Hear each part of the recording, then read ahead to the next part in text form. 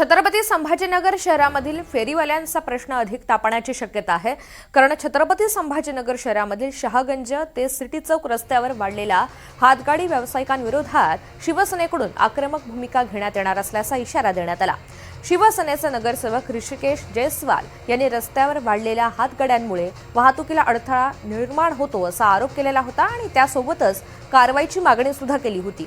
तसंच जर प्रशासनाने तात्काळ कारवाई केली नाही तर 10 मार्च पासून शिवसेना स्टाईल उत्तर देण्यात येईल असा इशारा सुद्धा दिलेला आहे।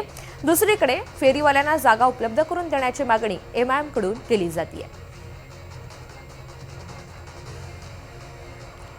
अधिकची माहिती जाणून घ्यात मोहसिन शेख आपल्यासोबत आहेत। मोहसिन, आपण पाहतोय अतिक्रमणाचा जो मुद्दा आहे तो छत्रपती संभाजीनगरमध्ये प्रचंड तापलाय आणि त्यानंतर आता कुठेतरी राजकीय घडामोडी सुद्धा घडायला सुरुवात झालेली आहे किंवा राजकीय हस्तक्षेप सुद्धा वाढलाय।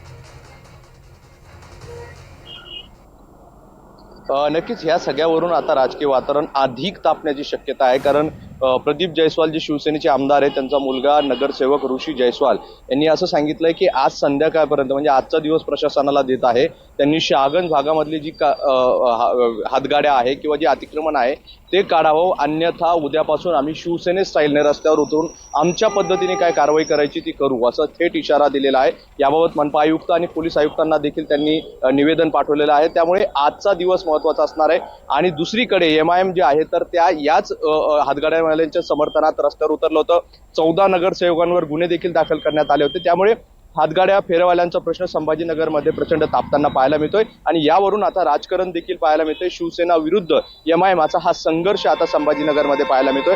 आता ऋषी जयस्वाल यांच्या या आव्हानानंतर एमआयएमची काय भूमिका असणार आहे हे देखील पाहणं महत्त्वाचं असणार आहे। एमआयएम कडून सतत सांगितलं जातं की हातगाड्यावाल्यांसाठी कुठेतरी तुम्ही जागा उपलब्ध करून द्या, मात्र दुसरीकडे शिवसेना या सगळ्या प्रचंड या फेरीवाल्यांना विरोध करताना पाहायला मिळतात। त्यामुळे आज आणि उद्या या 2 दिवस महत्त्वाच्या घडामोडी असणार आहे। उद्या शिवसेनेचं आंदोलन कसं असणार हे देखील पाहणं महत्त्वाचं असणार आहे। सोबतच याबाबत एमआयएम आपली काय भूमिका मांडतं हे देखील पाहणं महत्त्वाचं असणार आहे। मात्र शिवसेना विरुद्ध एमआयएम असा संघर्ष या फेरीवाल्यांच्या मुद्द्यावरून आपल्याला संभाजीनगरमध्ये पाहायला मिळतो। बरोबर आहे, राजकारण प्रचंड तापलेलं आहे, राजकीय पक्ष आक्रमक झालेत आणि दुसरीकडे पालिका प्रशासन सुद्धा नेमकं काय कारवाई करतं हे आपल्याला पाहायचं आहे।